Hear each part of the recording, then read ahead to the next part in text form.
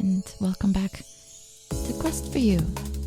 I'm Janine, and this is my podcast. Thank you so much for tuning in. If this is your first time, then welcome. A few minutes of inspiration every morning, sometimes a little bit personal, like today, and other times maybe more theoretical or maybe sometimes even a little bit preachy, but hopefully always helpful. Episode 116. And today I want to share something very personal with you. This is actually a speech that I prepared for my Toastmasters group that meets every week. The topic was mentoring, and when I sat down to write my speech, I recalled a very special mentor experience I had when I grew up. Since that time, I've had several mentors, and sometimes the lines are a little blurred between a mentor and a friend, or mentor and a work acquaintance. But as you will be able to tell from this episode, I'm a strong believer in mentorship. It's a special connection with a human being that can bring us through and ahead of things we cannot seem to conquer on our own. So here's my speech that I gave. Enjoy it, and if you have feedback for me, don't hesitate to reach out. When it comes to our parents, we're not always dealt a lucky hand. Sometimes they're absent or disengaged, and many times they don't have the skills required to bring out the best in us. And this may mean that we have to learn in other, often harder ways, and that we may have to look for role models that can help us along the way. A mentor can be such a person, a trusted guide that helps us grow and develop as a person. Many people seek out mentors to further their career and professional development, but sometimes we need a mentor for life, someone who helps us find our way back out of difficult situations, who brings clarity when we can't see clearly, and who guides us onto a proper path. As a teenager, I was lost. I didn't know who I was or what I wanted in life.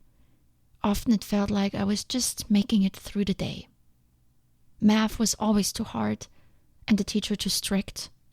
My classmates seemed to all have perfect lives and couldn't relate to me. My mother and her daily fluctuating moods caused me anxiety, and the dreaded weekends when I wasn't allowed to see my grandparents. Life weighed heavy on me, to the degree that I often felt surrounded by darkness and hopelessness. When I heard from my classmates that a new pastor had arrived in our village and that they liked his cool style, I was intrigued. It didn't matter that this was church and that I didn't know anything about religion. Something drew me to that gray and plain-looking building on top of a very steep hill, and that man who put a light onto others' faces when they talked about him. Every week, to the critical eye of my mother, I made the long ride on my bicycle to join a group of young kids, like me, in an environment that provided safety, freedom of expression, and a sense of happiness.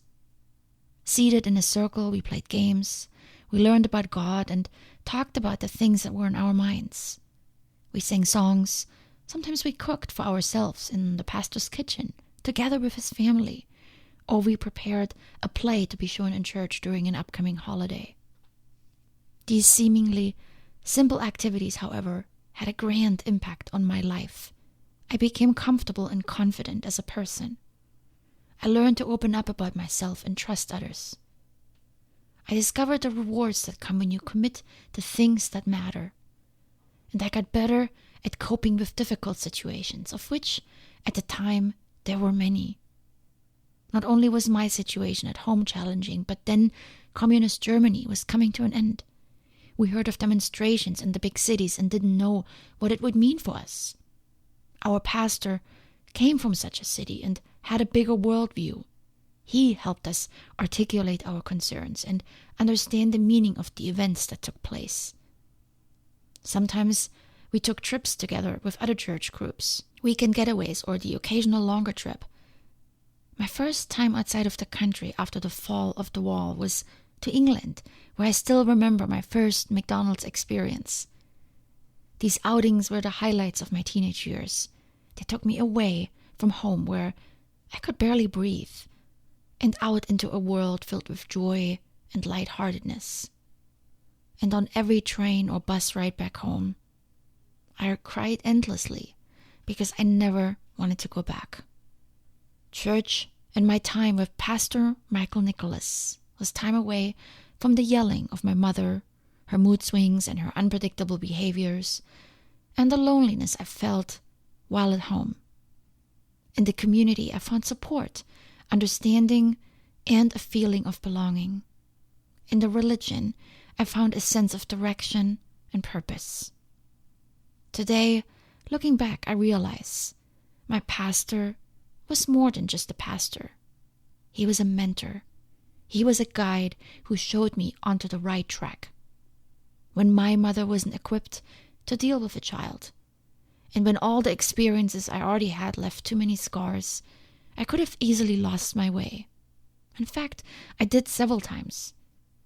With the fall of the wall and the reunification of Germany came all the wonderful products we never had before and only saw during advertisements when watching television shows from West Germany illegally. And I wanted them all.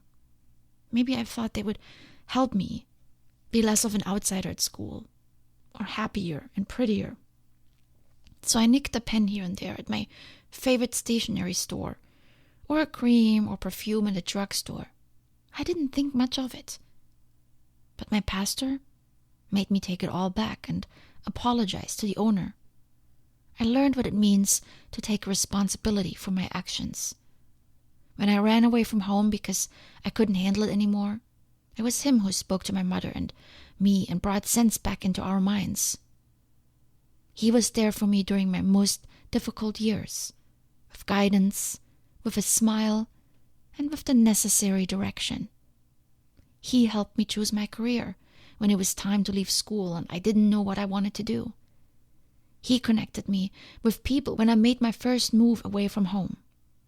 He filled in the gaps that my own family wasn't even able to see. Without him, I don't know what would have happened to me. A disoriented child, lacking love and attention.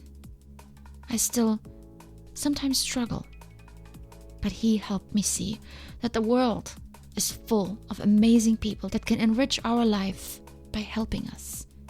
All we need to do is reach out. And that I can be one of those amazing people as well by offering my help to others when they need it. Thank you, my friends. Thank you for listening, and I'll talk to you soon. Much love.